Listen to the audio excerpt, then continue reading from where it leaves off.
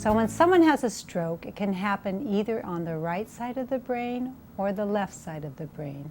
If it happens on the right side of the brain, they will have left-sided weakness. I'm going to talk about that kind of stroke. Someone who has a stroke on the right side of the brain often has difficulty with attention, memory, visual scanning and perception, sequencing, problem solving, impulsivity, judgment, and reasoning. They may also have a flat affect, which means decreased emotional displays. That means they don't have any emotion on their face. And they may have difficulty making eye contact, staying on topic or task, understanding figures of speech, reading other people's emotions, and paying attention to other people. The difficulty with attention can make it hard for someone to complete everyday tasks like dressing, making a sandwich, and even bathing. The person with attention difficulties may not be able to sequence the steps involved with getting in and out of the wheelchair without verbal cues. This problem with attention can also lead to impulsivity. For example, a person may know that they have leg weakness, but in the heat of the moment, they may forget and try to move and stand up by themselves. This is an example of impulsivity. So a person with this type of stroke may need help sequencing, putting things in order, staying on task, getting and staying organized, and will usually need someone around 24 hours a day to keep them safe. They may also have difficulty attending to the left side of their body and the environment. This is called left inattention or left neglect. The person may not have any difficulty with their eyes, or they may have a left visual field loss, which means they do not see things on the left side. But the problem with left neglect is not due to a problem with the eyes, but rather a difficulty with the brain attending to what is on the left side. This can be very dangerous in terms of safety in the environment because they may not see things in front of them on the left. They may also forget about using the left side of their body, especially the arm or the leg. They may be prone to injuring the left arm by sitting on it, banging it into things, letting it hang, or getting it caught in wheelchair spokes. They need frequent reminders to look to the left and to take care of their left arm or leg. It is helpful for visitors to sit on the left side of someone with left neglect, so they are forced to look to the left. The person with left neglect may need reminders to look at people's faces when talking to them. A person with left neglect may not be able to read because they miss all the words on the left. So some things they can do are to highlight the left margin of whatever they are reading with a bright color to remind them to look to the left. They may also benefit from using a line guide, which is a piece of paper to put underneath the row they are reading so their eyes don't jump around. People who have had a right stroke with left-sided weakness may also have difficulty with memory, orientation, and time concepts. They may have difficulty knowing what day it is, the time of day, and or how much time has passed since their last activity. They may feel that they've been waiting for an hour for someone to help them, when in reality they've only been waiting for 5 minutes. Since they have a hard time estimating time, it is useful to keep a daily schedule at home posted somewhere they can see it. It is also helpful to have a memory notebook or a journal that the person can write in on a daily basis to help them remember things.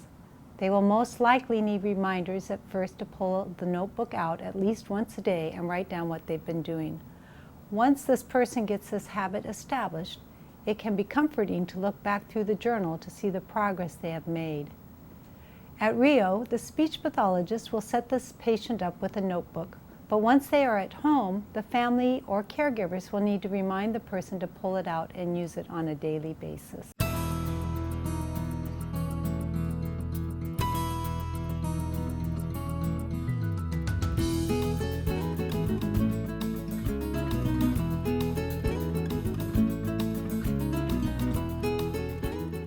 Aphasia is a communication disorder typically caused by stroke, head injury, or brain tumor in which the person's ability to communicate and understand language is impaired.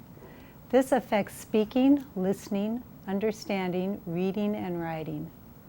There are varying degrees of aphasia, which can range from an inability to speak at all to problems finding the exact word or using an incorrect or made-up word, slow speech, making mistakes in grammar, or unintentionally using profanity, and difficulty writing words, sentences, or paragraphs. A person with aphasia may not be able to understand much at all, or they may be able to understand simple conversation, but get easily confused when trying to follow simple directions. They may miss bits and pieces of the conversation, or they may get the gist of it, or they may not be able to understand much at all. There are some strategies that you can use to help the person with aphasia. Number one is to listen and be supportive. Give the person plenty of time to talk, and don't try and complete their sentences for them. Number two is keep your speech simple and direct, but treat them as an adult. Then you can slow your rate of speaking, but you do not need to speak louder or yell. They're not hard of hearing. Ask simple yes or no questions instead of open-ended ones. For example, ask, "Are you hungry? Do you want chicken for dinner?" Instead of asking, "What shall we have for dinner?" or "You're not hungry, are you?" Accept the communication the person with aphasia does produce. Don't try to correct or teach them. This can be demoralizing if someone's always trying to correct you while you're talking. Repeat what the person has said if you do not understand them. For example, they said, "The soup was not funny." And you say, "You said the soup was not funny. Is that what you meant?" Offer choices of two items when you're not sure what they're saying. Are you talking about home or work? Are you talking about something inside or outside? And do not overload the person with aphasia with too much extraneous information. They can only process a little bit of information at a time. When a person is stuck and they can't think of the word they want to say, there are some strategies you can use to help them. These are called word retrieval strategies. So the first one is to provide them with the first letter or sound of the word if you know it. So if they can't say the word ball, you would say it starts with a B. You can ask them to describe it. You can say, "Tell me what it looks like," or "Tell me what it's used for," "Tell me where you would find it," "Tell me what category it belongs to." You can ask the person to use your hands and show me or point to it. And if you know the word they're trying to say, you can give them a logical lead-in sentence as a clue. For example, "You sleep in a," and they would say "bed."